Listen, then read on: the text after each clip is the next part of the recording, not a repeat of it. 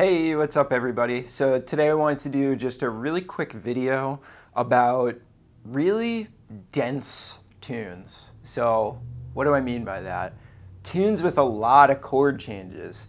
So think something like Confirmation or Blues for Alice, Giant Steps. You know, there's so many of them out there, but those are just the ones that come to mind.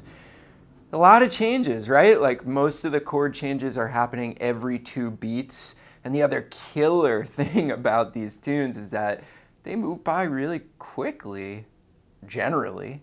So all those things add up to, wow, this is really freaking hard, okay? But I want to talk about a way that's really simple to make them easier and more approachable. So the first thing is, I think we hear so many of our heroes when they play over these tunes, just playing like these walls of notes, right? It's like perpetual motion, just notes flying at you, flying at you, flying at you.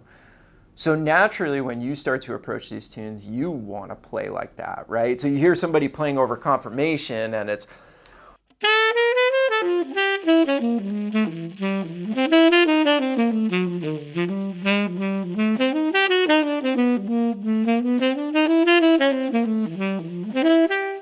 right? You hear all this craziness, and obviously I like to play that way too. Well, let me rephrase that.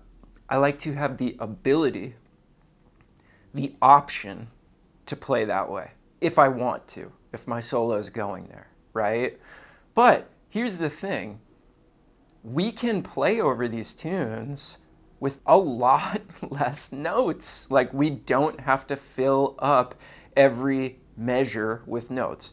Now, why do we think we have to? Beyond just the fact that like we hear a lot of our heroes doing that, right? Well, I think there is a tendency with people first approaching these tunes and tunes in general, where you think, if there's a chord symbol there, I have to play something over it. It's like some weird mental thing where you're like, because there's a chord, I must play something over that chord. And that's sort of the first idea I want you to get out of your head, is that simply because a chord's there does not mean you have to play anything. You can just let it go by without having said anything over it, okay? And if we get into that frame of mind, what we start to realize is, actually, the best way to have the ability to play these long, long lines where we are filling up the majority of the measures with notes, if that's something that we want to do, is to actively try to skip chord changes. And this can be done in a variety of ways. Maybe the way that you approach it first, right, is that you predetermine sort of where you're going to play and where you're not going to play.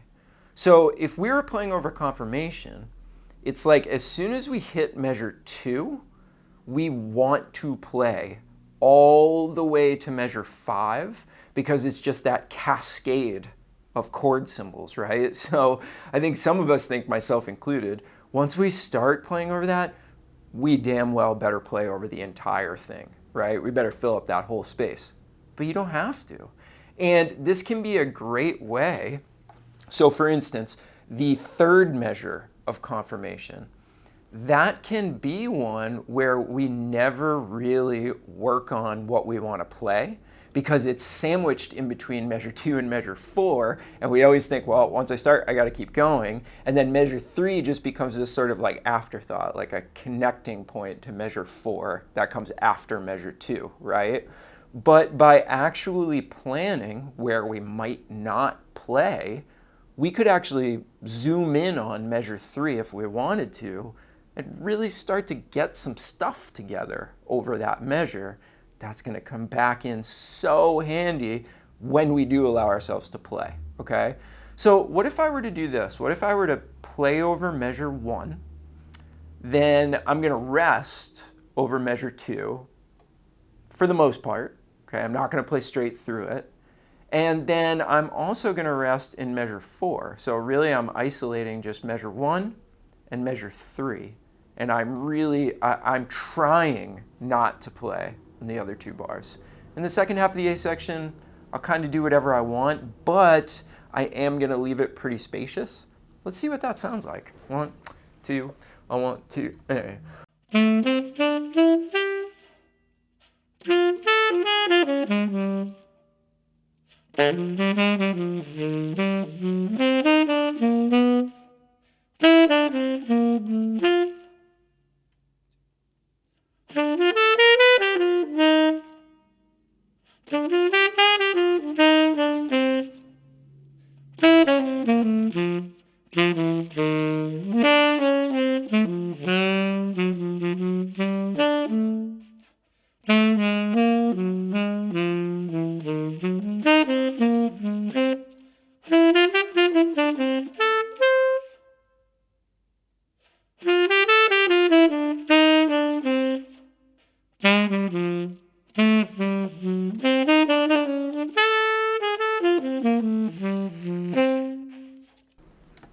Now, the thing about that is, I was able to actually think about what I wanted to play over measure 3.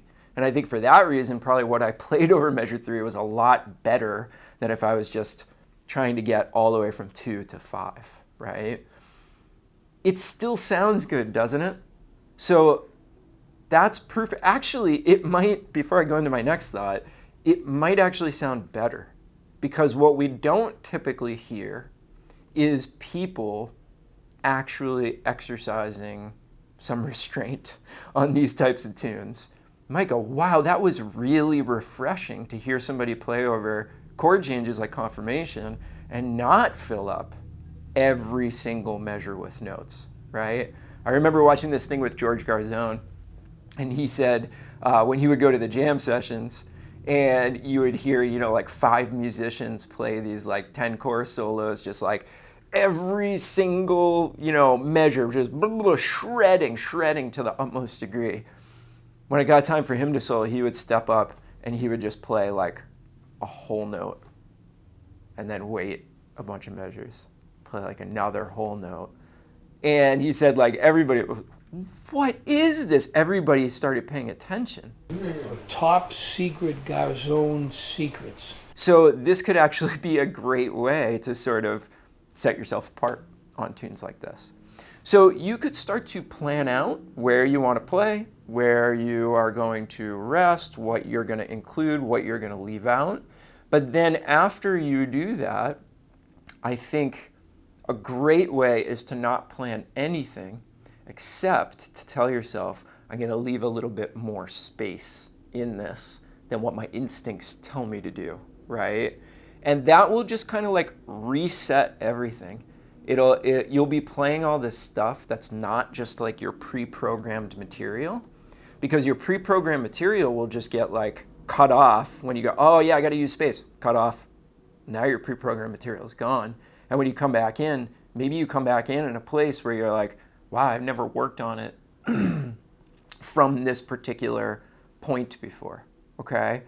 So leave space, don't fill up every measure, and then if you do, at some point in your solo, want to play really, really busy, what you'll find is that this work will actually lead you to a lot more options and a lot more things you can do when you play that way, because you actually know like all the individual chord changes and all the individual things that are happening. You've started everywhere. You've really dug deep into all of the harmony. Not just like, that feeling when you're playing over something like confirmation really fast. You just, here we go.